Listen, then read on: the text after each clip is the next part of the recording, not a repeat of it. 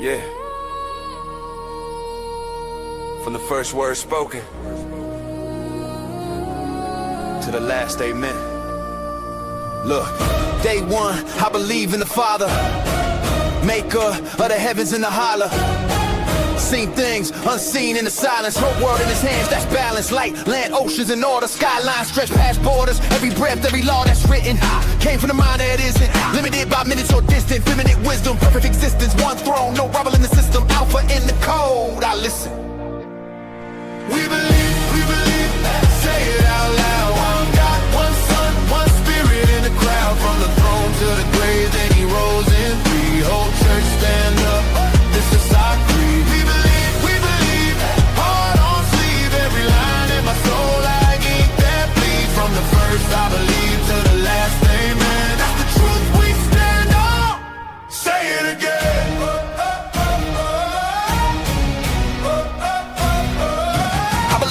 Only one sin, true God, true flesh, that's intent. Born from a woman, promised in the womb, royal in the manger, glory in the gloom. Walked dust, felt hunger in the heat, love wore sandals in the street. Spoke like storm, heard wind, froze, touch of his hand, blind eyes rose. For I say, took the blame, that's in it. Cross on his back, that's penance. Laid in the grave, don't shut dark deep. Third day, sun up, death fell asleep. Woo. Lifted up, backseated with the Father. All things under him, why bother? Running from grace when the gate wide, he'll come blazing. Judge day, no size. We believe, hey. Say it out loud. One God, one Son, one Spirit in the crowd. From the throne to the grave, then he rose in three. Whole church stand up, this is our creed. We believe, heart on sleeve. Every line in my soul, I ain't that bleed. From the first I believe to the last, amen. That's the truth we stand on. Say it again. I believe in the Spirit, breathe in the lungs. Fire in the room when the praise gets sung. Oh yeah.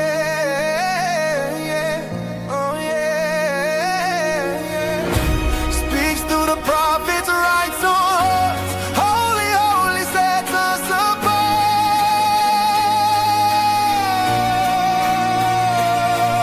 One church, one hope, one birth. Forgiveness reigning on this earth. Grace gonna crack when he calls our names. New life, new body, no shame. We believe, say it out loud. One God, one Son, one Spirit in a crowd. From the throne to the grave, then he rose in three. Whole church stand up, this is our creed. We believe, heart on sleeve. Every line in my soul like ink that bleeds. From the first I believe to the last, amen. That's the truth we stand on. Say it again.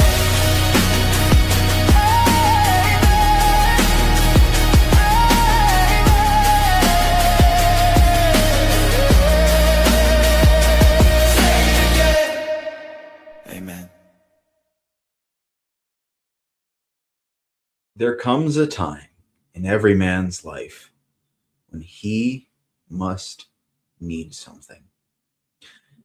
He must need people to know how unbelievably frickin' right he is.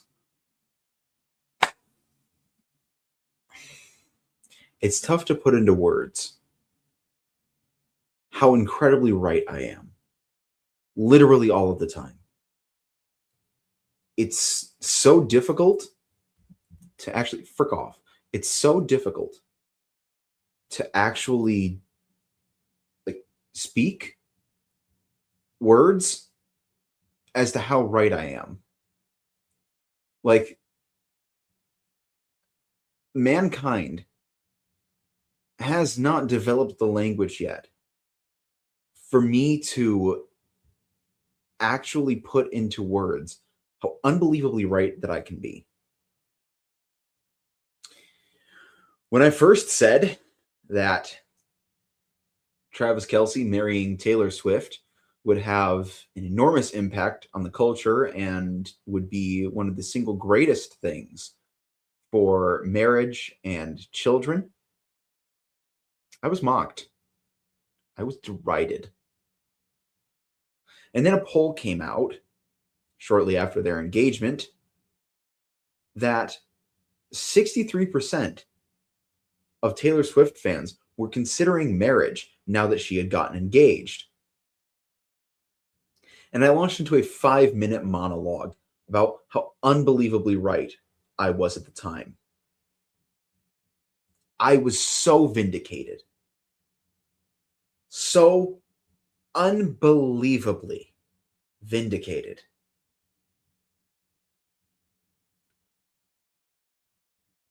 I have been vindicated once more. See, this article by CNN, 14 hours ago, reflecting on the Friday wedding, already vindicating me.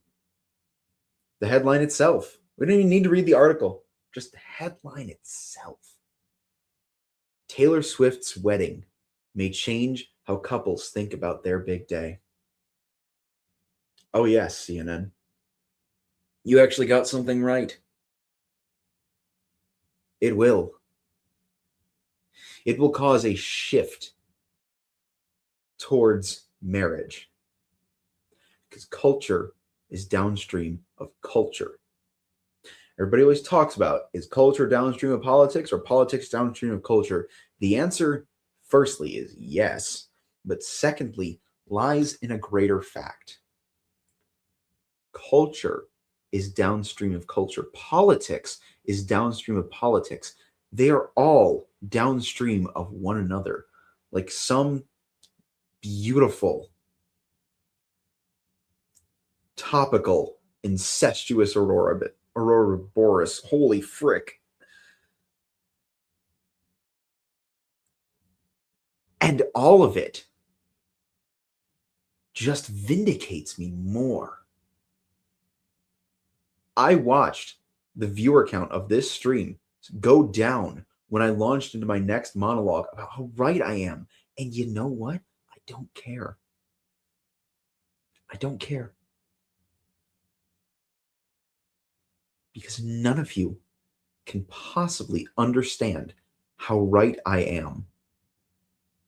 And that is truly what matters. Look at me. You can't begin to comprehend the level of right that I am.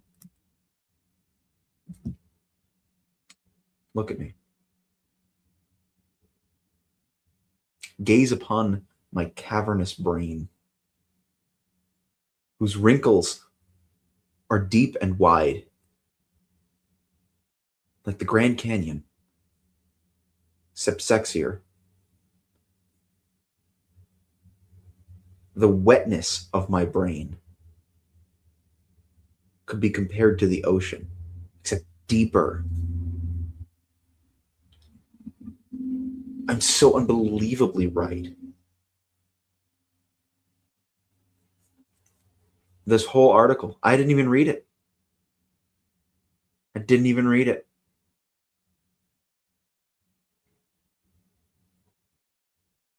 But I know it makes me right.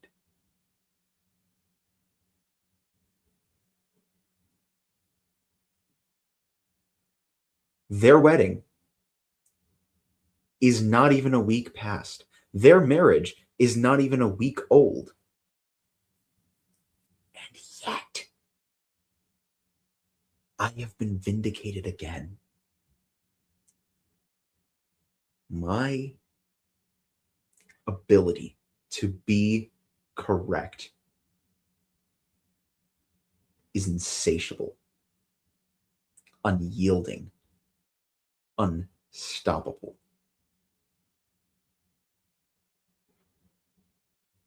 I made another 5 minute. Actually, that was kind of like almost a 6-minute rant about how right I was.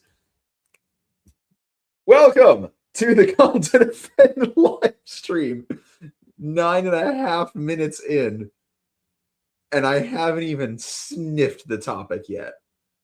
That's not true. I did mention incest. That's related to Islam, but that's a story for another time. Muhammad married his own son's wife. Boy, wow, it feels weird to be talking about Islam again. Feels like it was just yesterday that Ram It Down Ramadan was at the forefront of our conversation here at Called to Defend, and yet we are back. Finally, Jihadi July. We had Mormon May. That was fun. That was great. Learned a lot. Still learning a lot. Still reading about LDS. We had Jehovah's Witness June. That was fun. A lot of fun for me personally. Josh, he didn't really enjoy it as much, but I had a great time, and by the viewer count, y'all did too. But we are back. We are back with Jihadi July. And what a way to kick it off. So I saw this story while I was doing research for something else. I think I was doing LDS research. And I saw that Trump made a post. The president of the United States made a post that he was just getting torn apart for. And the headline grabbed my attention because I knew Jihadi July was coming up. And initially, I had planned to do what now Thursday, God willing, we will do. I think Josh is back for that one, and he wanted to talk about it, so that'll work out well. Which is Muslims moving from stage 1 to stage 2, and I think we're gonna watch Matt Frad's video on it with Mike Jones, and I think Mike Jones actually has an incorrect take there. I think he's just wrong on that front. I think we've gone from stage 1 to stage 2 Muslim here in America. But that's going to be Thursday. This I saw, and I didn't have time in that moment to go over it. But I knew people were upset because Trump was allegedly going after kindergartners. And that intrigued me, but I didn't have time to look at it. But I was sitting on it, and so I read the initial comments of he's attacking kindergartners for their religion, and I was like, wow, if that's true, that's really messed up. And then I read his post. Let me preface it this way. I lost tremendous respect for Donald Trump when he posted that image of himself clearly meant to be Jesus. I have to say it.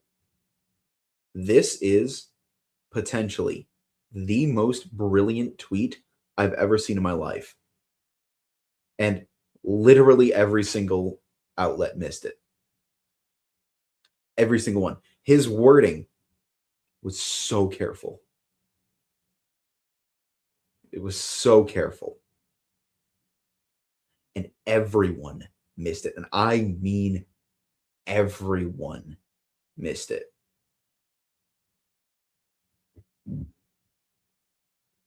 First order of business.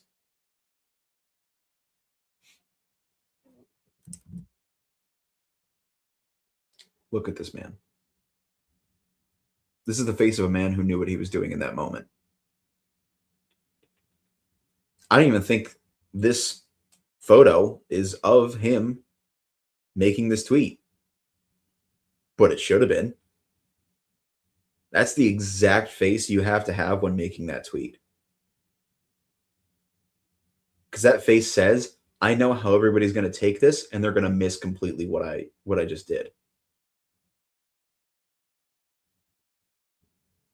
Trump, to their faces, just called every single Muslim a pedophile. To their faces. And the media completely missed it. There is an actual story here, right? For anybody who knows Islam, there is an actual story here. That actual story is not that Trump was mean to little kids. That actual story is, oh, he just called them all pedophiles to their face. Blatantly, openly, to their face. That's just hilarious. So firstly, I'm getting this image here from People Magazine's article, right? Oh, no. Sorry, this is the Irish Star. Right, so this is where I first read this. This is where I first found out about it. Which my immediate thought was, why is the Irish Star commenting? It's not their country, ? But I was like, all right, well, Trump is the world leader. He is the head of the global hegemon. It kind of makes sense that foreign countries are commenting on this.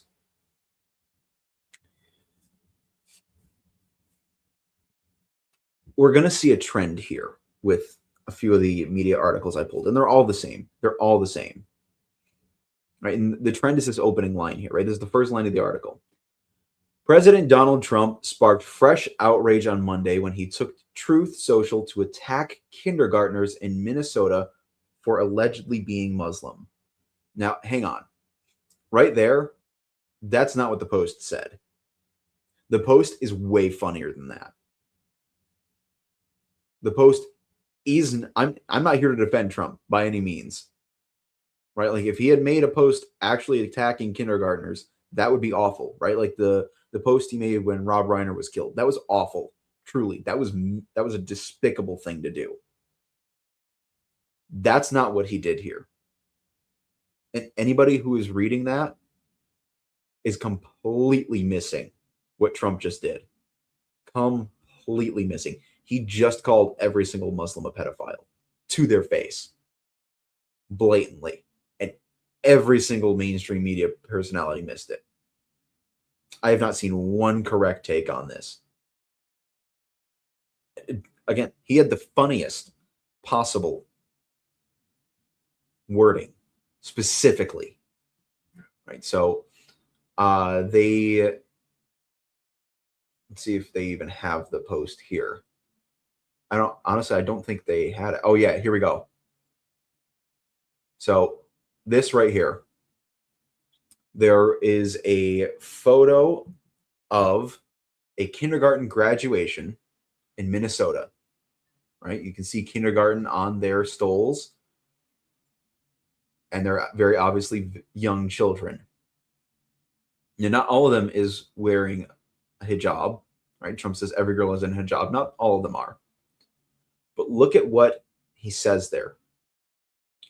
Every girl is in a hijab, ... in kindergarten.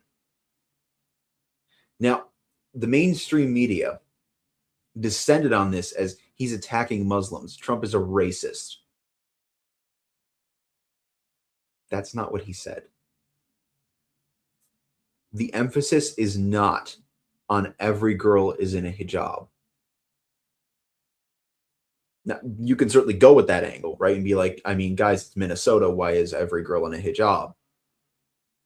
That's not where the emphasis is. The ellipses there is doing a lot of work. Because if you just take off those last two words, sure, this post might seem odd or specifically targeting Muslims in the way that the mainstream media is saying it is. If you take off those last two words are what he wanted you to focus on. And you, mainstream media, missed it completely. Every girl is in a hijab in kindergarten. That's what comes after the ellipses.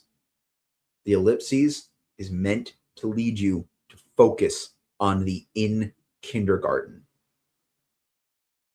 Why is that a big deal? Because what the hijab means. The hijab is not like necessarily the kippah, right, which is a Jewish head covering, or the yarmulke. It's not, right? It's not like an ornamental veil that one might wear to church. Right? It's not a headscarf like in African countries where that's the culture. The hijab is a specific head covering. it has a purpose. But hey, right, maybe it's just the Irish Star that's missing it, right? So, the Irish Star, they go on to say, they go on to talk about his recent tiff with George Maloney. And then they basically are just calling him racist. So here you go, right? So several others called the president's comment. They cite like a bunch of X users, which, I mean, respectfully, who cares? So like right here, Trump is now using his platform to attack kindergartners because they are Muslim. Guys, it didn't attack the kindergartners. He didn't condemn the girls. Right? Like everybody was missing this. But let's pop over to People magazine, for example. Right? So People magazine, same thing. Trump attacks group of joyful kindergarten graduates over their religion, which, like, wow. I mean, what an article title. Holy crap, guys. I mean, that's out there, dog. And it's not even what the point of his message was, which is so funny. Right? So they give you here. Go away. There we go. They give you the need to know, right? The TLDR. President Donald Trump reshared a social media post attacking Muslim children for wearing hijabs during their kindergarten graduation. That's not what it said. Excuse me. Right? So public school in St. Paul, Minnesota. Every girl is in a hijab in kindergarten, the original poster wrote alongside a video of the kids. Right? Trump had previously called Minnesota Representative Ilhan Omar and other Somali immigrants garbage. I don't recall specifically. That's good they blurred out the photo. They probably should have on the Irish Star, but too little too late. Just protecting kids online. So I don't recall that specific comment. If he did, I'd need context. And if he was just generally calling them garbage, that's probably not the best thing to do. I don't recall that specific incident. I don't recall that specific comment. Regarding Ilhan Omar being garbage, there's a little bit more.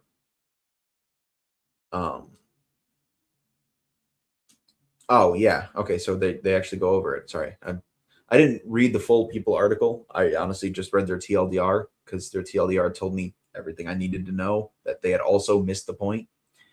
But we have last December, Trump came under fire after calling Minnesota Rep Ilhan Omar and Somali immigrants garbage, which again, Ilhan Omar,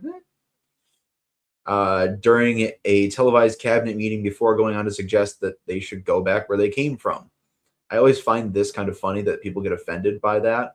And it's like, guys, you are literally celebrating their holidays in your streets, right? You are telling them to come and to bring their culture. Well, their culture is what made their country so terrible, right? So either they should go back to where they want to make America, right? That being Somalia, or they should come here and assimilate to our values. You can't have your cake and eat it too. But irregardless, and he says, I don't want them in our country. He said, well, speaking at the end of a 2-hour-long session at the White House, I'll be honest with you. Somebody will say, oh, that's not politically correct. I don't care. I don't want them in our country. Okay, so that's the thing they're setting this as, right? It's Trump being racist, Islamophobic, attacking kindergartners for their religion, right? That's people's take. Case in point. Group of joyful kindergarten graduates over their religion. That's just hilarious. Like, I mean, that is just amazing phrasing, and props to People magazine for just going above and beyond there. But it's not just the media. It's Tim Walz too. Right? So Tim Walz is the governor of Minnesota, for those who don't know. He's doing a bang up job of it, guys.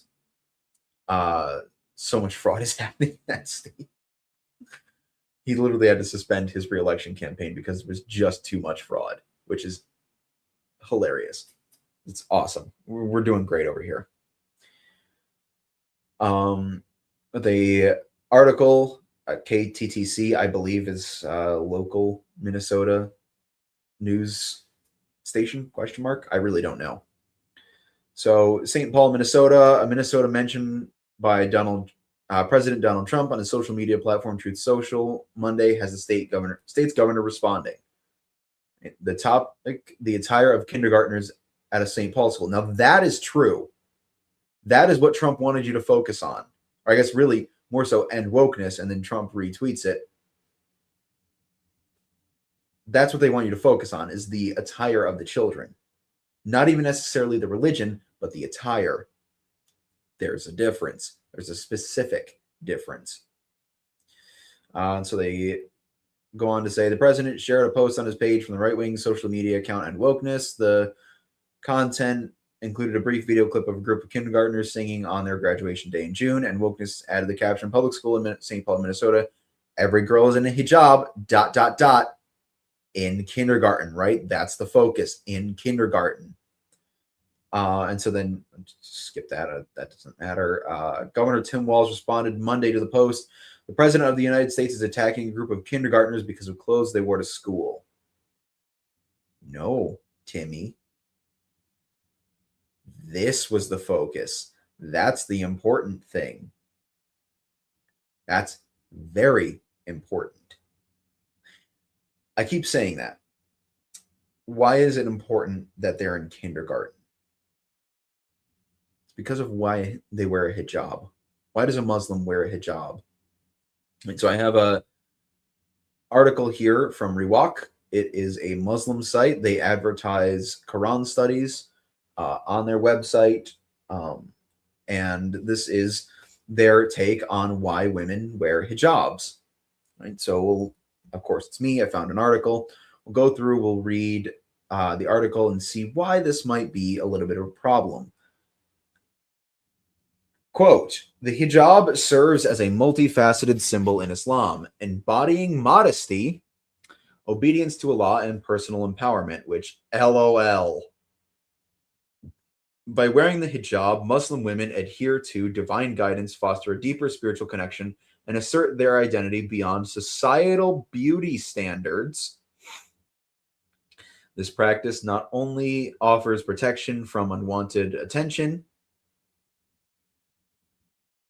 you guys should probably start to see where this is going, but also promotes equality by emphasizing inner virtues over outward appearance. Ultimately, the hijab is a personal choice that reflects a woman's faith. I will point out that if you are not wearing a hijab in a Muslim country, they will beat you to death. Dignity and commitment to her beliefs. Right. So actually, I'm curious, does it say when this was written? 2025. I would have thought it was way earlier than that, because this is very much a Muhammad is like a feminist kind of vibe, which is like early aughts argument. So I'm surprised that was written so recently. Must be we're recycling content. So, okay, here we go. Number one, to have a hijab from the evil eyes. The main purpose of the hijab is to shield women from harmful gaze. What do you think that means, guys? It means the male gaze, right? It's to hide them from men lusting after them, right? Men who may want to rape them. That's why the hijab is worn. Are you catching on to the problem here? If you have kindergartners wearing garments to protect them from men who want to rape them, are you seeing the problem here? Let's keep going. And Allah mentions this in saying, and let them not stamp their feet to make known what they conceal of their adornment, and turn to Allah in repentance, all of you, O believers, that you might succeed. Number two, wisdom. Muslim women, don't know where that came from, wear hijab for promoting modesty. Yes, your kindergartners must promote modesty. The hijab encourages women to dress modestly on the outside by requiring them to wear revealing, neither flashy nor showing clothing. Oh my goodness, neither flashy nor showy clothing. A hijab should cover the neck, chest, and hair. The wearer should dress modestly and simply to avoid drawing too much attention from men. Kindergartners.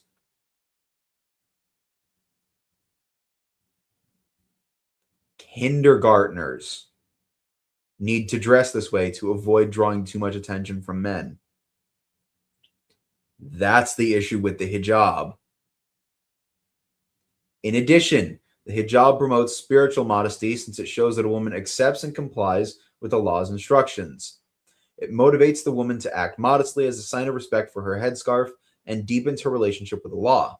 The hijab is a symbol of modesty, which is a core value in Islam, unless it's your adopted son's wife, in which case it's a-okay.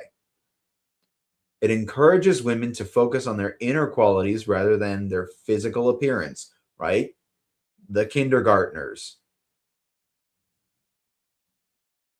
And then they say the Quran emphasizes and tell the believing women to lower their gaze and guard their chastity and not reveal their adornments except what normally appears. Kindergartners. By covering up their bodies and hair, Muslim women uphold the Islamic principle of modesty and protect their dignity. Kindergartner. I'm just going to keep saying that because it needs to be said. I need to get that point across. They're saying this about children 6 and under. So, basically Muhammad's target demographic. Because if you guys don't know, Muhammad married a 6-year-old. He didn't sleep with her until she was 9. So, he at least waited 3 years before he raped her.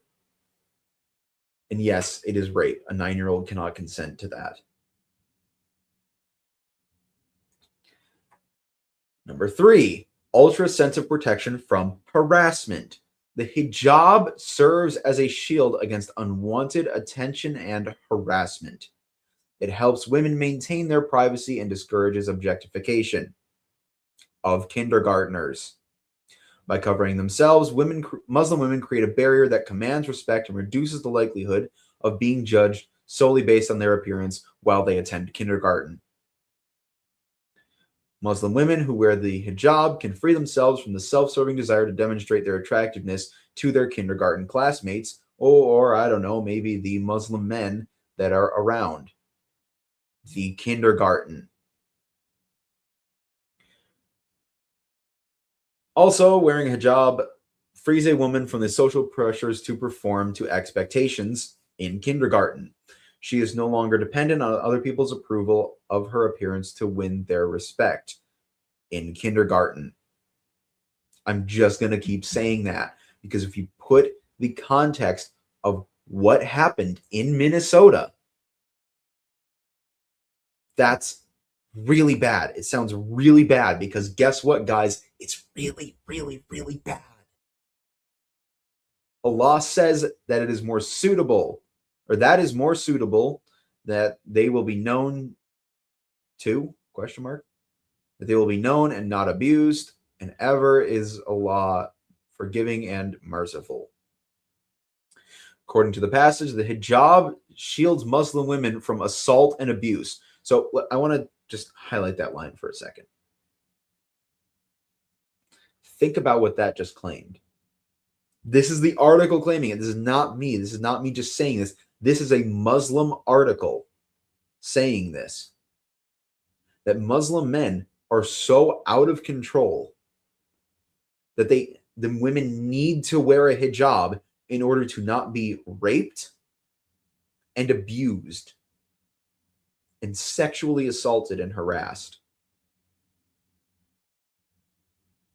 That's the Muslim article's case. And that's what the children in kindergarten, the 4 to 6 year olds, actually they're graduating, so probably 5 and 6 year olds, must be protected from. That's the point of that statement. Every girl is in a hijab, ... in kindergarten. They need to be protected in kindergarten from being raped and abused. That is the Muslim argument, not mine. That is awful. That is truly just disgusting. I was going to put a word there, but I don't think I probably should. That is just disgusting.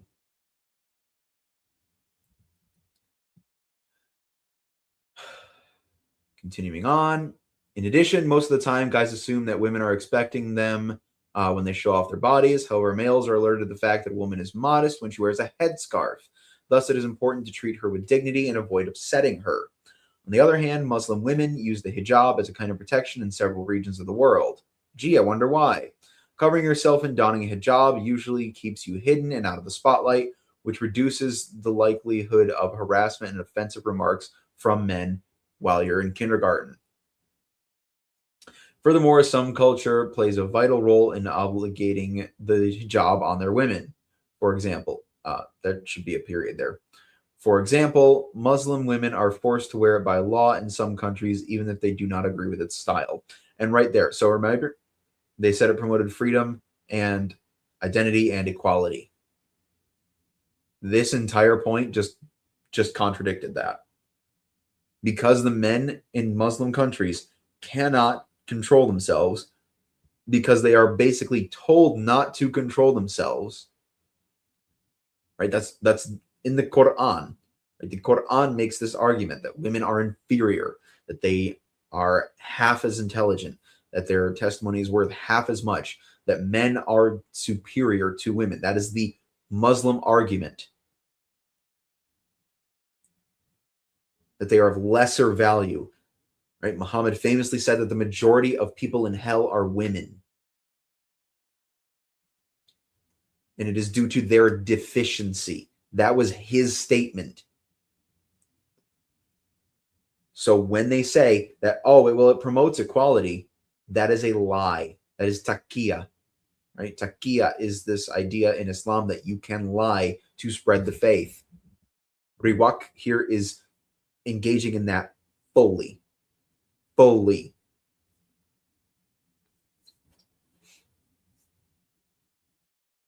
The article continues on. We don't need to really hammer home the point. They say that it's because of their obedience to Allah, right? And that it helps them cultivate their spiritual life. They then try to make the argument for empowerment and identity. Contrary, so actually, I do want to read this part. Hang on. Contrary to the misconception that the hijab oppresses women, many Muslim women find it empowering. You know, the ones that are allowed to speak. Because in many Muslim countries, women cannot speak unless their husband allows them to. It allows them to define themselves by their character and intellect rather than their physical beauty. You know, their character and intellect that they're not allowed to express without their husband's permission.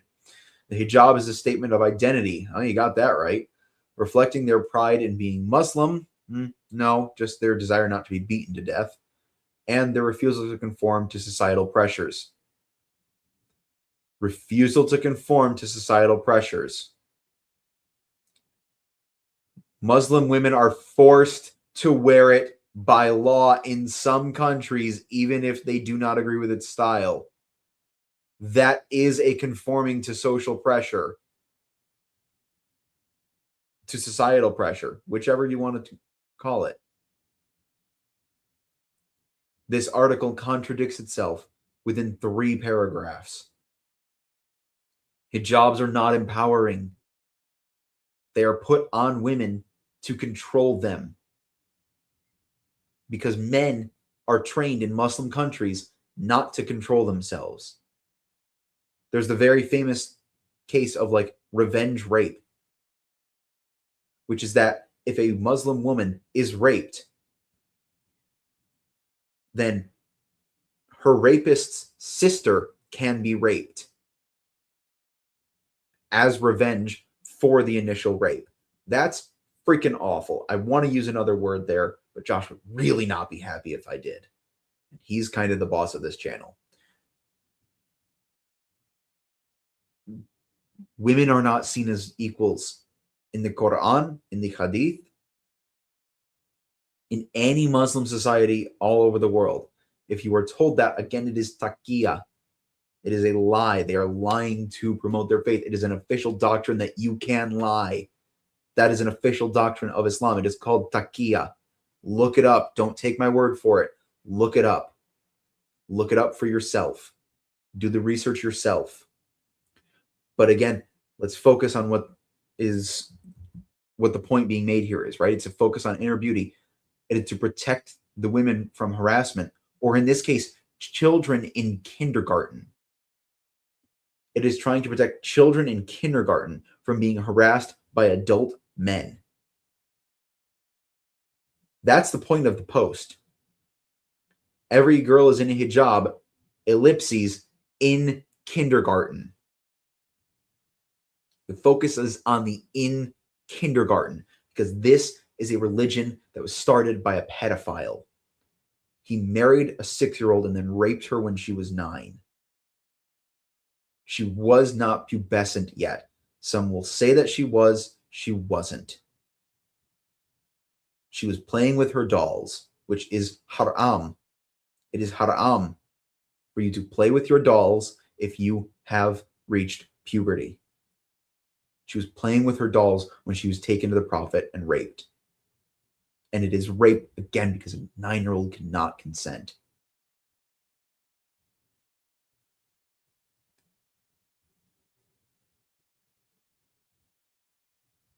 This is disgusting. This is truly and genuinely awful. And to prove to you that I'm not just making this up, we will look at the Quran. And so this is Surah Al-Ahzab. This is Ayat 59. And we'll read, I think probably, I think we're going to start in Ayat 58 and read through probably 60. So this is the Quran, right? I am on Quran.com. This is actually what it says. Now keep in mind, we are talking about kindergartners, children, 5 and 6-year-olds. This is what the Quran has to say for why they have to wear the hijab. Quote, as for those who abuse believing men and women unjustifiably, they will definitely bear the guilt of slander and blatant sin. O Prophet, ask your wives, daughters, and believing women to draw their cloaks over their bodies. In this way, it is more likely that they will be recognized as virtuous and not be harassed. And Allah is all merciful, most forgive, or all forgiving, most merciful. The kindergartners have to wear the hijab so they will not be harassed. Islam has a huge pedophile problem. A massive pedophile problem. That 5 and 6-year-olds have to wear hijab so they are not harassed.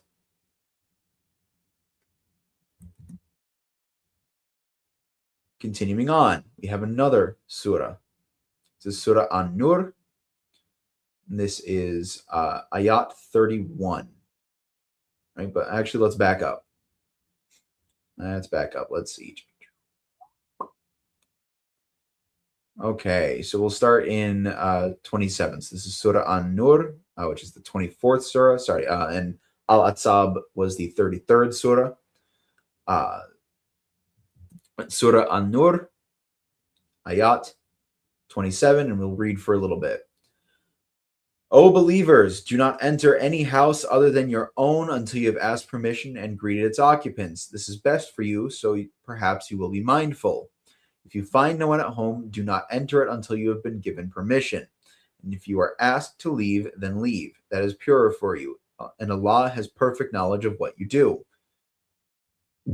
excuse me, there is no blame if you enter public places where there is something of benefit for you, and Allah knows what you reveal and what you conceal. O Prophet, tell the believing men to lower their gaze and guard their chastity. That is purer for them. Surely Allah is all aware of what they do, right? So this is saying that in order to be chaste, men have to just lower their gaze, right? They just have to not look at women. So surely women, in order to be chaste, just have to not look at men, right? And no reason for there to be a different standard or anything. Oh, wow, that's a lot more. And tell the believing women to lower their gaze and guard their chastity. Okay, same thing. And not to reveal their adornments except what normally appears. Let them draw their veils over their chests and not reveal their hidden adornments except to their husbands, their fathers, their father-in-law. Why? Their sons, their stepsons, their brothers' sons or sisters' sons, their fellow women, those bondwomen in nakedness, or in their possession, male attendants with no desire, or children who are still unaware of women's nakedness. Let them not stomp their feet, drawing attention to their hidden adornments. Turn to Allah and repentance altogether, O believers, so that you may be successful. So men in order to be chaste just have to, not look at women. Women cannot look at men and then must cover themselves up except for this list of men and women. Keep in mind, we are discussing kindergartners. The kindergartners were following these instructions. Why do the kindergartners have to remain chaste? They're 5 years old. They're not thinking about those things. They're not lusting. No one should be lusting after them. And if he is, he should be put to death. Simple as that.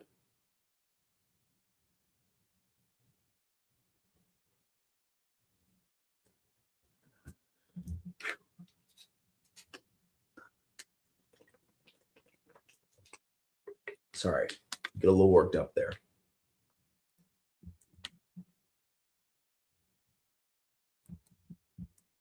But this is being applied to kindergartners.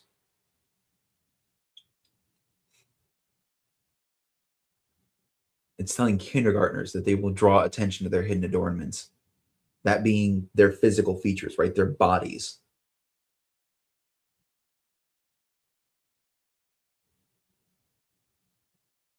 Kindergartners, 5-year-olds, 6-year-olds.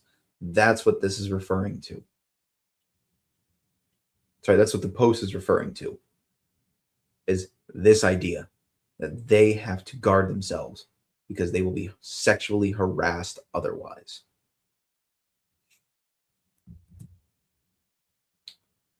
It gets worse.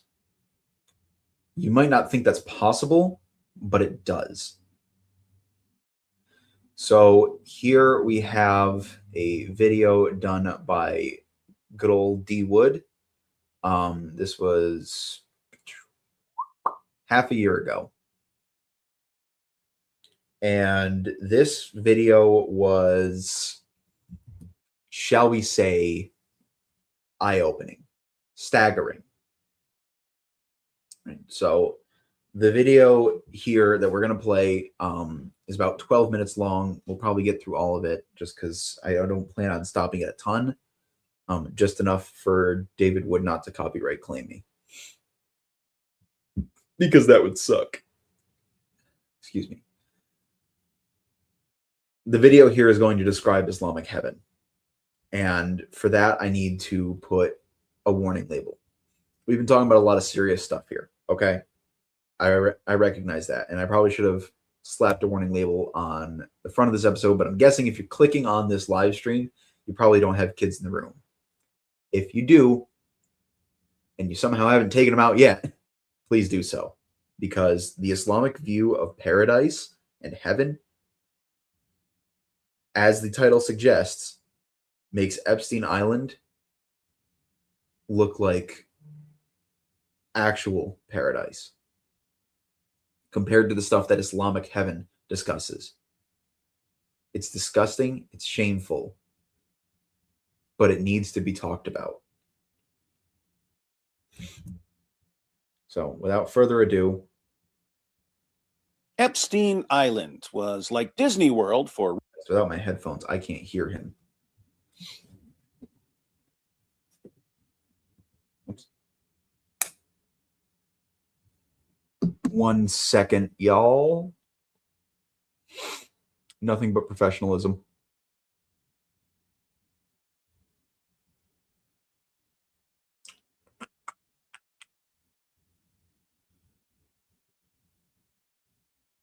Beautiful. Rich and powerful perverts, because non-rich, non-powerful perverts would just go to Disney World. Say, you want to come inside my clubhouse? There are only two types of people in America: those who wanted the Epstein files released and those who were in the Epstein files. But why were so many people interested in seeing what's in these files? Why was this such an important issue? Well, when we hear about a man offering his influential friends and acquaintances a twisted paradise where they can have their way with young girls, we want to know who was involved. And since Epstein was apparently recording his friends and acquaintances in compromising positions in case he needed to blackmail them, we want to know who was being extorted and what they may have done to keep Epstein happy. But here's what's interesting. As sick and depraved as Epstein and his island paradise were, they're an absolute joke compared to Allah and his eternal paradise. Allah is the ultimate Epstein, and you're about to find out why. I'm sure you've heard of the houris Muslims will be given in paradise. These are the virgins, Muslim men. So that's referring to the very famous ideology of Islam that you will, if you are a jihadi who dies, right? So that would be a soldier of Allah who dies in combat, who dies, quote unquote, for the cause of Allah. Then you will be given 72 virgins to eternally deflower, quote unquote, as well. Right? So eternally, you will be given 72 women for whom you can take their virginity from. And there are a few different schools of thought. Some think the virgins are replaced, but the general Islamic consensus is that their virginity is restored. Which I think David does mention here, but so that's what he's talking about. Will spend eternity deflowering. We read about these houris in several passages of the Quran. Here's Surah 56, verses 10 to 40. And the foremost shall be the foremost. Wow, that's profound. They are the ones brought nigh in gardens of bliss, many from those of old and few from those of later times, upon embroidered couches, reclining upon them, facing one another. Immortal youths wait upon them with goblets, ewers, and a cup from a flowing spring, wherefrom they suffer neither headache nor stupefaction, with fruits as they choose, and the meat of birds as they desire. And there shall be wide-eyed maidens, the likeness of concealed pearls, as a recompense for that which they used to do. They hear no idle talk therein, nor incitement to sin, save that peace, peace is uttered. And the companions of the right, what of the companions of the right? Among thornless lote trees, clustered plantains, and extended shade, gushing water, and abundant fruit, neither out of reach nor forbidden, and upon raised beds. Truly we brought them into being as a new creation, then made for them virgins, amorous peers, for the companions of the right, many from those of old, and many from those of later times. So right there, that is saying, that is Muhammad, peace be upon him, saying that you will get all of these amazing things, and you will also get, quote unquote, wide-eyed maidens who have been created by Allah for the pleasure of men. Right? So that basically Allah creates virgins purely for sex. Right? That's the whole purpose of their existence, is just to pleasure men in paradise, which is gross. Like, that's just disgusting. I don't know what your picture of heaven is like. That ain't mine. I don't just want continual, unending sex. That honestly sounds like a lot of work and not very fun. As a man who has a child, hence the hat, I very much enjoy the act which makes a child. 72 women all doing that's too much work. I'm sorry, that's too much work. I'm good with my one woman. Helps that she's the most beautiful woman in the world, but I digress. This is what Islamic paradise is like. You can drink as much alcohol as you want. You will have servants, immortal youths as they are called. And then you will have as much sex as a human being could possibly ever handle. Not want, because I don't know that anybody outside of Muhammad actually wants this much sex, but you can have as much sex as possible. Is that better? I think that's honestly a little better than the theater mode. We just go full screen. So yeah, that's Muhammad's big claim, is that you can have more sex than you could ever possibly want, which again, gross. Anyways, we'll let D Wood continue on here. So we've got the wide-eyed maidens who will be virgins. In his commentary on this passage, Ibn Kathir quotes Muhammad for more detail. The Messenger of Allah said, "In paradise, the believer will be given such and such strength for women." Anas said, "I asked, oh Allah's messenger, will one be able to do that?" He said, "He will be given the strength of 100 men. Just don't ask him how you get the strength of 100 men. Am I right? Someone else asked, "Oh Allah's messenger, will we have sexual intercourse with our wives in paradise?" He said, "The man will be able to have sexual intercourse with 100 virgins in one day." If you're wondering how Allah's not going to run out of virgins, keep in mind, we went there from 72 to 100 virgins. He's the best of planners. Here's what he's going to do. Every time you have sex with one of your virgins, Allah will turn her back into a virgin. As we read in Tafsir Jalalain, Quran verses in bold, explanation not in bold, "Verily, we have created them with an unmediated creation, namely the wide-eyed houris. We created them without the process of birth and made them virgins, immaculate. Every time their spouses enter them, they find them virgins, nor is there any pain of defloration." That's thoughtful. This is how a Muslim man can have sex with 100. Yeah, so as he's raping the virgins in paradise, the Muslim man, that is, the nice thing is the women apparently don't feel any pain.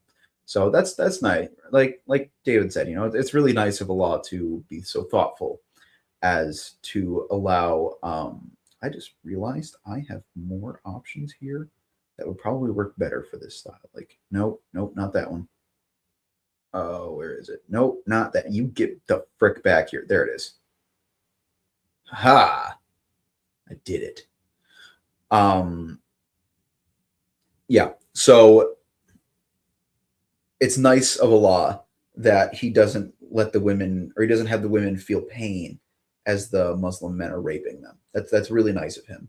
I'm glad he's going out of his way to really make women so empowered, right? And so equal, and so just, I don't know what the word I'm looking for is there, but that he's not cruel to them, right? So at least as they're being raped, they're not feeling any pain. That's really awesome. Virgins every day. Allah keeps restoring their virginity over and over and over forever. But what else do we know about these virgins? Turns out there's an interesting verse of the Quran that talks about their breasts, but the verse gets translated in very different ways. Here's Arbery's translation of Surah 78, verses 31 to 34. "Surely, for the God-fearing awaits a place of security, gardens and vineyards and maidens with swelling breasts, light of age, and a cup overflowing." Arbery translates this as maidens with swelling breasts. There are Muslims who think this verse is about large, fully developed breasts, and they'll say this means that the women are fully grown, somewhere around 33 years of age. But other translations say something quite different. Here's M.H. Shakir's translation. "Surely, for those who guard against evil is achievement, gardens and vineyards and those showing freshness of youth equals in age, and a pure cup." Shakir doesn't even mention breasts. Why is that? Well, as Muslim scholars have explained, Surah 78 verse 33 isn't about swelling breasts. It's about a stage of development. The verse is about... Right. So let's kind of talk about that a little bit. Right. So the Bible contains language that refers, like specifically, I'm thinking Song of Solomon, right? Contains language that very much indicates that Solomon preferred his women on the more endowed side, let's say. And in particular, I believe it's chapter 7, he's very much showing that he likes his women well endowed. That's not what this is saying, right? So that's what some people think it's saying because it says swelling breasts. But as we're about to see, the swelling is not, that they're so big, that they're so big, but rather that they're actually the opposite of that. They're small. They're growing. Not when it's saying swelling, it's not saying swelling, it's saying like swelling, like they're starting to grow. There's a reason for that. About girls with budding breasts. Their breasts are just starting to form. This is why Shakir translates it as those showing freshness of youth who are all the same age. But don't take my word for it. You can find this in various commentaries, but the Muslim scholars at Islam QA have put together a nice article for us. The article begins by pointing out that to understand the verse, you have to learn how the expression is used in Arabic. Then the scholars explain. Based on that, So just real quick, this is the Islamic sources, right? These are Islamic scholars. This is what they're saying. This is not a Christian claim. This is not a secular claim. This is what Muslims who are experts in the subject matter say. Just so we're clear. Say to you that with regard to the literal translation of the word kawaib, that's the word Arbery translated as swelling breasts because he didn't understand how it's used in Arabic, it is the plural of the word kaib, which refers to a female with developing breasts, as it says in Majmal al-Lugha. Ibn Faris, may Allah have mercy on him, said, Kab comes from a sound root that is indicative of a thing beginning to develop and emerge. From the same root comes the word kab, which refers to the ankle, which is the bone on the two sides of the lower leg where it meets the foot. And the word Kaaba, which refers to the house of Allah, may he be exalted. It is so called because of its prominence and its square shape. A woman is described as a kaib when her breasts begin to develop. And here are some sources. This is the literal meaning of the word in terms of linguistic roots. So the word kaib refers to a girl whose breasts are just starting to form, and it's related to the word kab, which refers to the little bone that sticks out on the side of your ankle. Then So when it's talking about growing or swelling or budding breasts, it's not talking about fully developed. It's talking about children. Right? David's going to go through it in just a second here. But this is the reason that those kindergartners had to wear hijab. Because Muslim paradise, right? The ideal standard, because to die for the cause of Allah in Islam is the highest standard that one can achieve. That is the greatest thing that one can achieve according to Islam. And it's what Muhammad had hoped for in his whole life, was to die as a martyr. And then he said to be raised again, just to die as a martyr, then to be raised again and to die as a martyr again, and to be raised again and to die as a martyr. He goes on and on. He wants to die as a martyr, which is hilarious because he didn't. He died a shameful, sad, pathetic death. Honestly, comedic and completely his fault. But he's stating that the reward for the highest honor that you can achieve as a Muslim is eternal sex with 72 children. That's what he's saying. That is the highest good you can achieve as a Muslim, is eternal sex with 72 children. That is so far beyond disgusting. Unbelievably beyond disgusting. That is according to the Muslim sources, not a Christian claim. Not a polemical claim. Oh, it is a polemical claim, because obviously I'm going to take that and go, holy crap, you guys are disgusting. Look at what your stuff says. Right, but We are not making that up. That is the Muslim sources, the Muslim scholars that say that. I'll let David go on because he's going to explain it probably a little better than I can. But this is why those kindergartners had to wear hijab. Because they are taught that pedophilia is a good thing. That's what Muslims are taught. They are taught that pedophilia is a good thing. Their own prophet married a 6-year-old. And then he rapes her when she's 9. Right about the age that these children would be. Right? So in Muhammad's mind, the 9-year-old is the perfect age. Right? That's the age in which you should sleep with a girl in paradise. And not just any girl, 72 of them. Is right at the age when he first sleeps with Aisha. I mean, that is just awful, dude. That is only awful.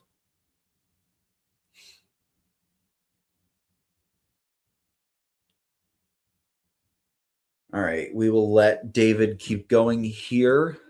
And might just close out the video, and we'll probably just let him talk about Tanner stage 2. I think he does that. Scholars give an example of what they're talking about by showing how the Arabic word for menstruating can be used to mean literally menstruating or to refer to a stage of development, someone who's reached the age of menstruation. And they continue. We may say something similar about describing a woman as ka'ib in Arabic. It is not intended as an erotic physical description of any part of the woman's body, as much as it is intended as a description of the girl in terms of the emergence of the signs of femininity in her as an indication of her young age and youthfulness so that men would be attracted to her. At this age, the signs of femininity begin to appear in the girl. The point of using this word is not to describe the size of the breasts or to note their form or shape. Rather, the purpose is to highlight the woman's youthfulness. Ibn al-Jawzi, may Allah have mercy on him, said, the woman is a tifla, little girl, when she is small, walida, when she begins to walk, then a ka'ib, when her breasts begin to appear, then a nahid, when they increase in size, then masr, when she reaches the age of puberty, then khawd, when she reaches the age of a young woman. Did you catch that? She's a ka'ib when her breasts begin to appear, and that's 2 stages before she reaches the age of puberty. Here they consider menstruation as the beginning of puberty. Why is this significant? Well, according to their system, a ka'ib is a prepubescent girl. Doctors today treat budding breasts as a sign of early puberty. Breasts begin to form during Tanner stage 2. But in Islam, Tanner stage 2 is still prepubescent. What does this mean? Well, if the houris of paradise are all the same age, and they're all Tanner stage 2 forever, then according to Islam, every single Muslim man will spend eternity deflowering prepubescent girls. And there it is. Right? There it is. That's the Islamic idea of perfection. According to the Muslim sources, that's the Islamic idea of perfection. Eternally sleeping with prepubescent girls. Muhammad did it. Right? Like, that is something that Muhammad did. People will try to say, well, you know, the phrase that she broke out into laughter meant she was pubescent, which there is no real evidence for that. And even Islam is divided on that. But it doesn't matter because they took her when she was playing with her dolls, which you can't do if you're pubescent. That's haram. That's forbidden. You have to be prepubescent to be playing with dolls. And she was playing with dolls when she was taken to the Prophet to be raped.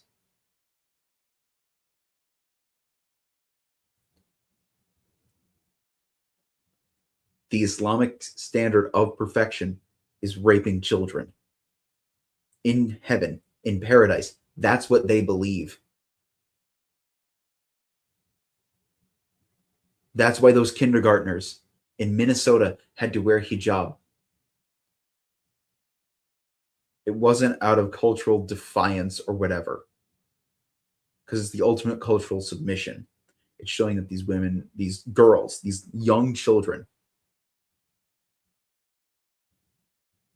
are property and are sexual. That's what that's demonstrating. that they are to be treated in sexual ways. We should not be surprised by that, because that is what the Islamic sources teach. And if Islam were to take over the West, that's what it would have. That's what we would have. We saw this with people like Daniel Hakikachu,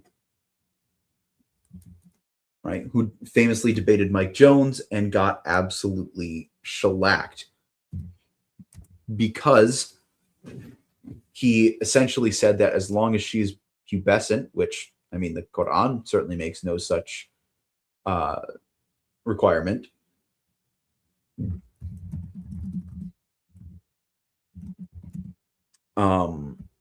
Sorry, I'm pulling up a clip that I just remembered.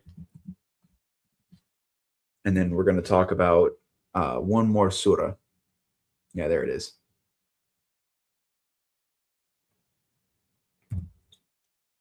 All right, sorry, hang on. All right. The point there being, if you are just going by the Islamic sources, those girls should be wearing hijab because they're of marriageable age. Right? That's right. I was saying Daniel Hakikachu argued for child marriage. He's a Western Muslim, and he argued for child marriage. He didn't attempt to say that Muhammad, didn't really marry a 6-year-old, or, she was not prepubescent at 9. She had reached maturity, which, I mean, at 9 years old, is highly unlikely, but precocious puberty does exist, which became a terrible point for him, because he was like, yeah, if the parents consent to it and she has gone through puberty, even if it's precocious puberty, then she can be married. She can be married off. And it's like, that's horrible, dude. That's so awful. And Mike Jones starts like dropping the number slowly, right? He starts at 5. He's like, if she's 5 and her parents say yes and she's precocious puberty, she can be married. And he's like, yes. It's like 4. And he's like, well, and he says 3. He's like, okay, now you're getting ridiculous. Right? That can't happen. And Mike Jones just goes, I have a case where it happened at 11 months. Right? The girl went through puberty effectively at 11 months. And if the parents consented, by Daniel's standard, that 11-month-old, not even a year old yet, not even a year ex utero, could be married off. That's the Muslim argument. That's the Muslim position. So I'll go ahead and let David finish, and then we have just a couple more things to look at. Allah will make sure that all of these prepubescent girls are virgins every time the Muslim men have sex with them. And Muslim women who somehow make it to paradise will spend eternity watching their husbands deflower prepubescent girls. Allah is therefore the infinite Jeffrey Epstein, and his paradise is the infinite Epstein Island. Actually, now that I think about it, Muhammad was the one who was using these promises of an infinite Epstein Island to gain control over people. So Muhammad would be the infinite Jeffrey Epstein. Ghislaine Maxwell was the one who would recruit the girls. So Allah would be more like the infinite Ghislaine Maxwell. He's providing the girls. But remember, one of the reasons so many of us wanted the Epstein files released was that we wanted to know what sort of people were joining Epstein on his little island. Kind of makes you wonder what sort of people would be drawn to Islam by promises of an eternity of deflowering prepubescent girls. Sounds like someone needs to release the Islam files. Oh, wait, they already did. Yeah. So that is D Wood's video. But he's not the only YouTuber to talk about this. So this is the man, the Mutta, the legend, Muhammad Hijab. Now, if you are unfamiliar with Muhammad Hijab, you are missing out on some genuinely good laughter. Muhammad Hijab is a Muslim dawah bro. For the uninitiated, dawah bro just simply refers to a guy who is way too cocky, way too arrogant, and is consistently just promoting Islamic lies. He should have done that here. He should have lied here. Because what he put out spread like wildfire. It went so viral. And it just proves exactly what we've been talking about. So I'm going to play a little bit of Muhammad Hijab here. This is just a minute and 50 seconds, so we'll just let it play. Exactly what the Muslim sources talk about, and just to prove that, you know, this is not just Christians making this up. This is not David Wood just pulling scholars out of context or Quran quotes out of context. This is their own Dawah guys on video talking about this exact kind of thing. If you look just at the Quran, you will get the indication that you can have sexual intercourse with a 5-year-old. The reason why it's haram to have sexual intercourse with a 5-year-old is not found in the Quran at all. If you just read the Quran, it is halal. It would be halal to have sexual intercourse with a 5-year-old. Chapter 65, verse 4. Allah subhanahu. Okay, and he's going to recite it in Arabic for a sec, real quick. But let's just think about what he just said. Those girls in kindergarten, according strictly to the Quran, this is a Muslim saying this, right? The man speaking in this video right here, he is a very outspoken Muslim. He does Muslim apologetics for a living. That is his job, is to do Muslim apologetics. And he just said, if you only look at the Quran, you can get the idea that you can have sex with a 5-year-old. That is his statement, not mine, not David Wood's, not anyone else's. A Muslim apologist's statement that according to their book, it is okay to sleep with the girls that you saw earlier in the stream, the kindergartners, right? The kindergartners in their hijab at their graduation ceremony.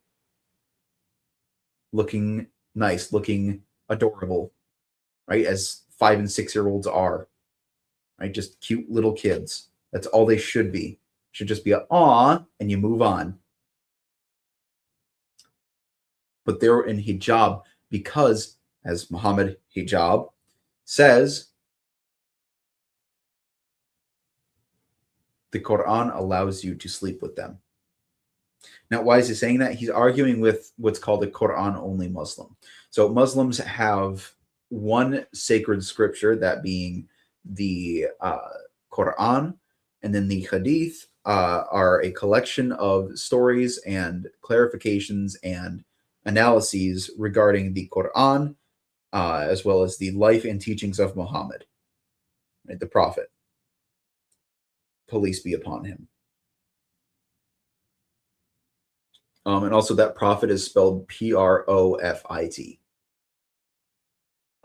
because he was very interested in money, power, and sex. That's all Muhammad, illiterate 7th century caravan robber, to quote the man we just watched, David Wood, wanted. That's all he wanted, was just money, power, and sex. That's it.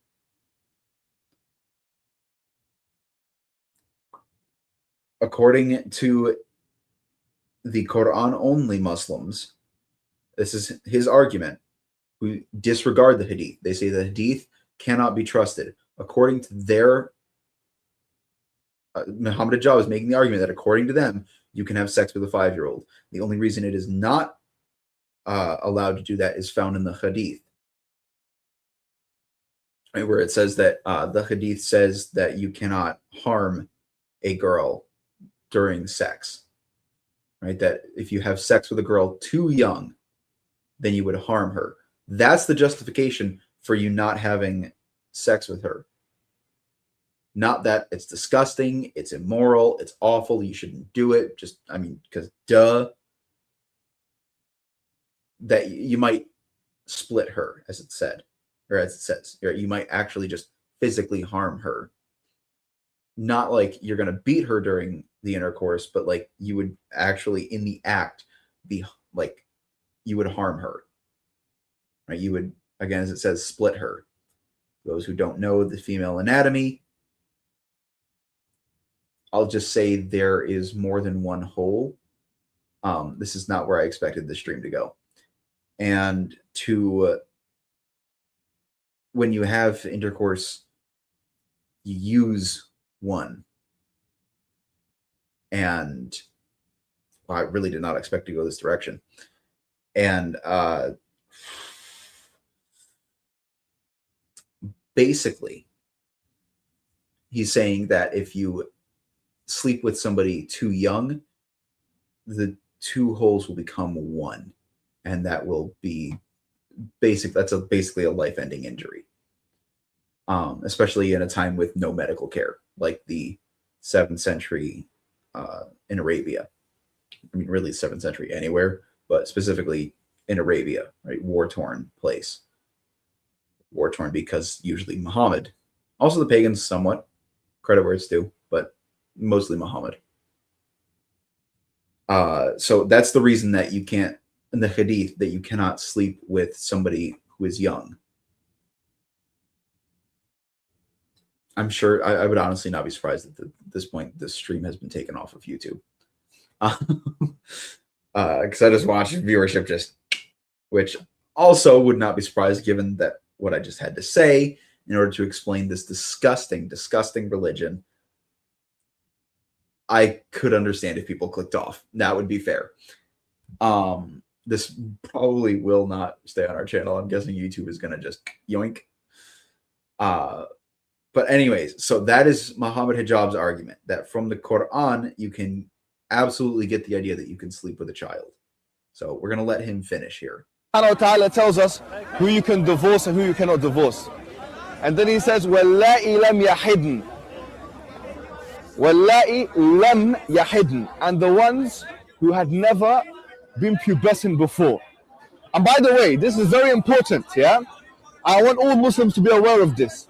The reason why we don't have sexual intercourse with 5-year-olds and 6-year-olds and 7-year-olds or whatever is not because of puberty. Wait a minute, what did you say? It's not because of puberty, because that verse in the Quran actually says lam yahid. They never had puberty before. You can't go around that. The Quran doesn't say anywhere in the Quran that the woman has to be pubescent.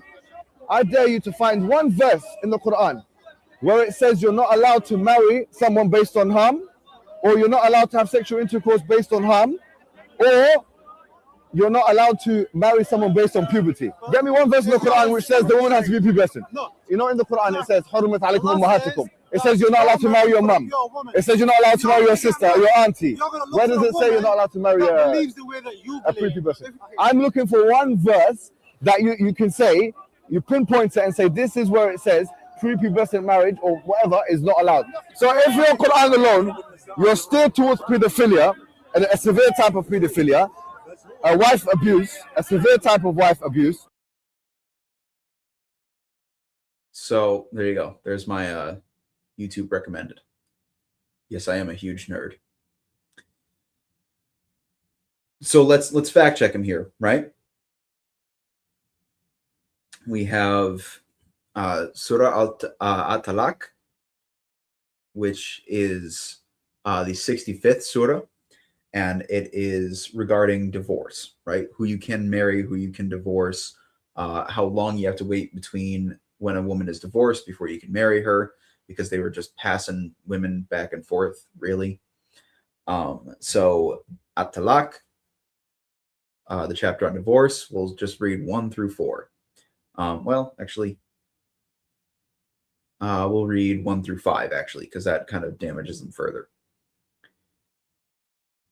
Starting in verse 1, O Prophet, instruct the believers when you intend to divorce women, then divorce them with concern for their waiting period, and count it accurately, and fear Allah, your Lord. Do not force them out of their homes, nor should they leave unless they commit a blatant misconduct. These are the limits set by Allah, and whoever transgresses Allah's limits has truly wronged his own soul. You never know, perhaps Allah will bring about a change of heart later. Then when they have, sorry, my mom texted me. Then when they have almost reached the end of their waiting period, either retain them honorably or separate them from them honorably, and call 2 of your reliable men to witness either way, and let the witness bear true testimony for the sake of Allah. This enjoined on whoever has faith in Allah and the last day, and whoever is mindful of Allah, he will make a way out for them, and provide for them from sources they could never imagine. And whoever puts their trust in Allah, then he alone is sufficient for them. Certainly Allah achieves his will. Allah has already set a destiny for everything. Here we go. Verse 4. Quote, as for your women past the age of menstruation, in case you do not know, their waiting period is 3 months. Okay, so if she's old, that was kind of rude. If she is advanced in years, if she has a lot of wisdom, then you have to wait 3 months. Quote, and those who have not menstruated as well, aka they are prepubescent. They are children. They're not forget the fact that, you know, they're still minors. They're not even pubescent. This is literally pedophilia. People toss around the word pedophilia. Their pedophilia does actually have a specific definition, which is attraction to children, and children are those who have not, who are not pubescent, right? Who are prepubescent. Attraction to children, pedophilia. Excuse me, right? It's the same kind of thing with Baptist, meaning you baptize children, right? You baptize infants. Same root, right? Pedo, meaning child, which is to indicate a child who has not hit puberty yet. This is literally pedophilia. Literally. By definition, pedophilia.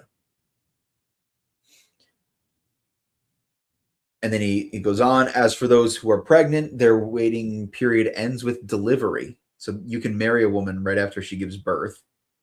If her husband divorces her when she is pregnant, then you can marry her as soon as she gives birth.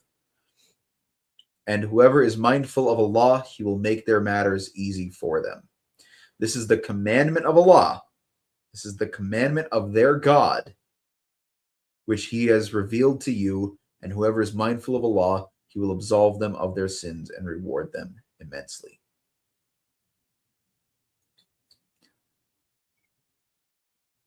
This is horrifying. This is horrifying.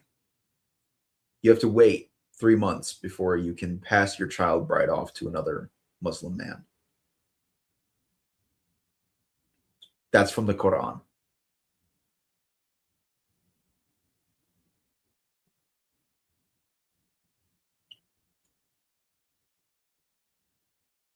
Let that sink in.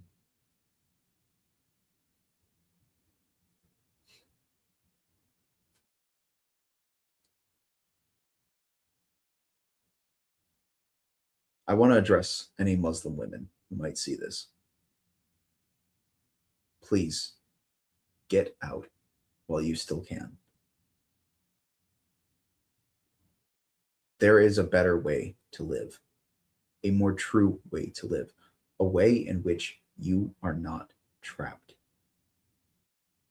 I know it feels like there isn't one. And it's easy for me to say that as a Western man, to just get out and go. But there are women who have made it out. There are women who can help you. There are ministries who can help you to get out from under this. Muslimat, listen to me, please. You are not respected in your religion. You are not loved. You are used and abused. Now, maybe your husband does love you, but you are a slave to a religion in which he can never love you fully. Please, please, get out while you can. Don't be a slave anymore. If your husband truly loves you, then he will want you to be unleashed from the shackles of Islam. Muslim men, your turn. I'm not going to be as gentle here. How can you respect Muhammad as a man? As a man, how can you respect somebody who wants to rape children. That's not from me. That's from your sources. That's your guys' texts saying that. That's your guys' scholars saying that. As a man, that should boil your blood. As a man, you should want to hang him up by his damn ankles and beat the tar out of him. I know I just swore. I am holding back a lot. Men, Muslim men, read your own sources. Understand what they mean. Understand what they're saying. And if you truly love your wives and your daughters, as I know, as a man, I know you do, because I love my wife and my daughter. And God help any kind of man, any kind of pathetic creature who would try to hurt them in the ways that the Quran describes.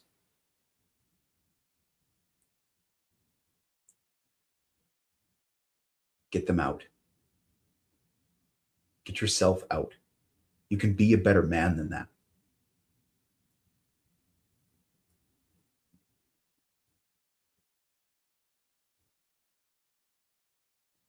Please. There is a better way. You don't have to be what your prophet is. You don't have to be a monster. You can be better.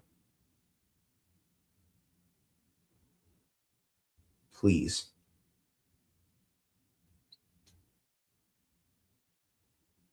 Save the women in your life.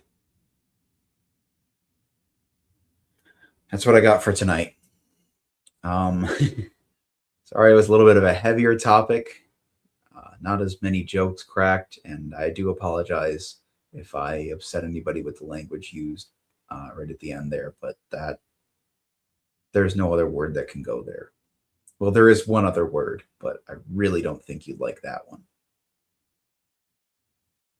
Hopefully, that did not dissuade you from subscribing and liking. If you want to see, well, probably not more content like this, but if you want to be more informed about Islam, especially as we move out throughout the month of July, leading up to the conference, shout out for that. The conference in Ohio, Lodi, Ohio. Josh and I will be going there. It is the 31st through the 2nd.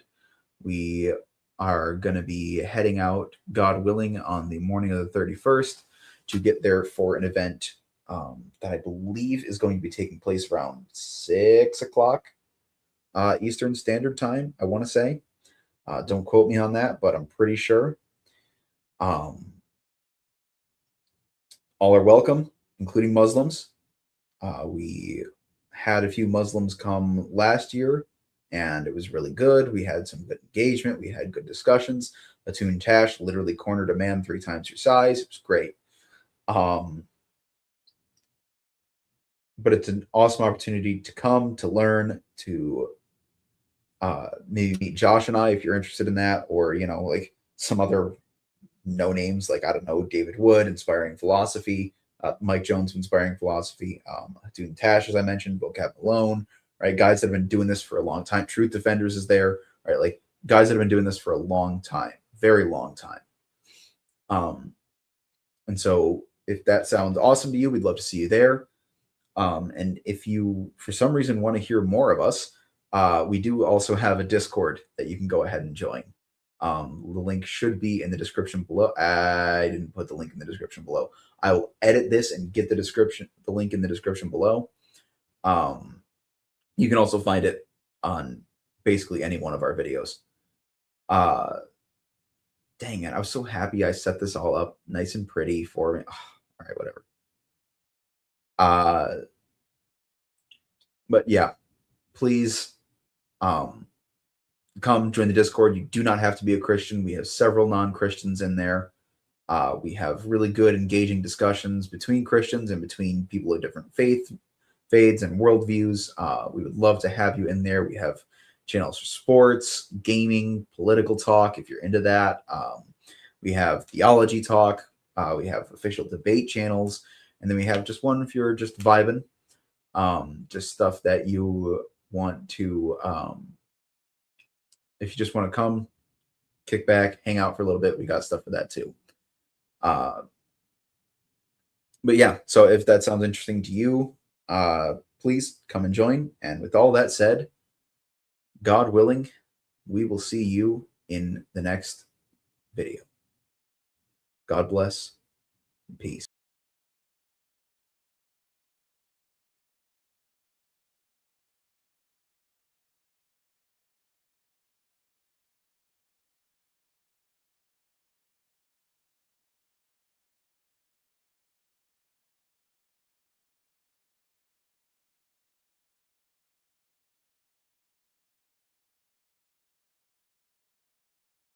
Yeah, yeah, I'm an apostle, haven't you heard? Getting revelation by Allah's word. Illiterate, can't spell unless you choke me well. Yeah, yeah, yeah. Getting freaky all day and night. Elsa rolled me to the daylight. Made me sword, then my slave wives. And I got a special friend, she barely under 10. Allah sent me a message, felt like fate. Said to marry Aisha before it's too late. Couldn't hold any longer, could no longer wait. I needed this girl I didn't want, no teens. I couldn't wait for the tween. That's too old for me, that's too old for me. That's too old for me. I don't want no teens. I couldn't wait for the tween. That's too old for me, that's too old for me. That's too old for me.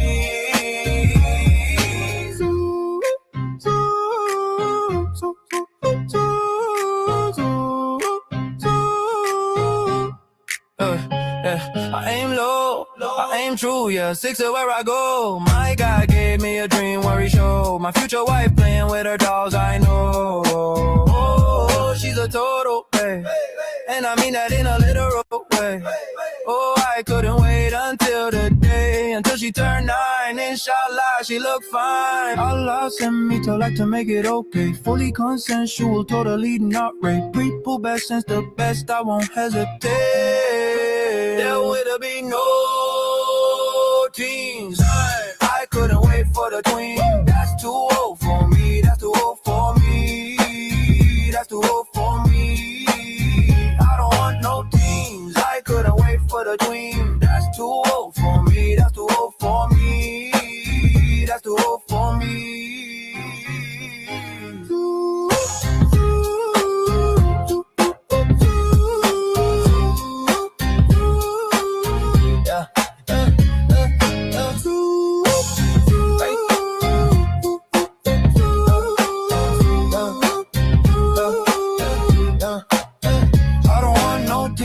I couldn't wait for the tween. That's too old for me. That's too old for me. That's too old for me.